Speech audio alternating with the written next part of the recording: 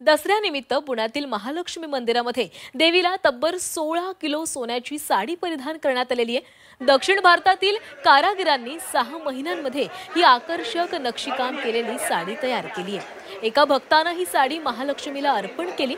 बन्सीलाल रामनाथ अग्रवाल ट्रस्टच्या परंपरेनुसार देवीला वर्षातून 2दा ही साडी नेसवली जाते।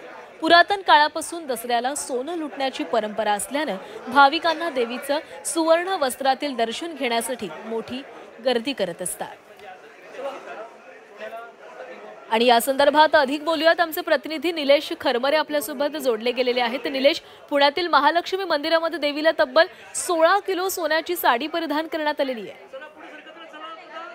पुण्यातील महालक्ष्मी मंदिर जे आहे सारसबाग परिसरातलं या मंदिराची पारंपरिक पद्धत आहे। या मंदिरामध्ये सोनं पूर्वी लुटलं जात होतं, मात्र आता ही परंपरा बदलली आणि या ठिकाणी आता चक्क देवीलाच 16 किलो सोन्याची साडी आहे ती आता परिधान करण्यात आलेली आहे। गेल्या अनेक वर्षांपासून हा उपक्रम या ठिकाणी राबवण्यात येत आहे। खरं तर या परिसरामध्ये जर बघितलं तर बन्सीलाल रामनाथ अग्रवाल ट्रस्ट त्यांनी ही परंपरा सुरू केलेली आहे आणि 2 वर्षांपासून सोन्याचं जे प्रमाण आहे ते सुद्धा यात वाढवताना आपल्याला पाहायला मिळतात। त्यामुळे या साडी पाहण्यासाठी अनेक पुणेकर जे आहेत ते या महालक्ष्मी मंदिरात मोठ्या प्रमाणात गर्दी करताना आपल्याला पाहायला मिळतात।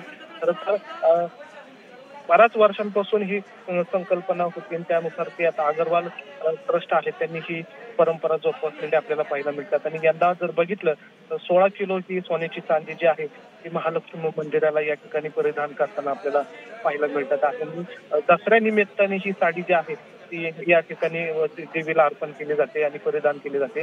वर्षातून 2दा ही साडी जी आहे ती महालक्ष्मीला परिधान करण्याची जी परंपरा आहे ती या ठिकाणी आपल्याला पाहायला मिळतात आणि पुण्यातली ही एक वेगळी परंपरा म्हणता येईल। आणि या ठिकाणी आपण पाहतोय की 16 किलो सोनं असलेली जी साडी आहे ती देवीला या ठिकाणी आज दसऱ्या निमित्तानं अर्पण केलेली पाहायला मिळालेली आहे।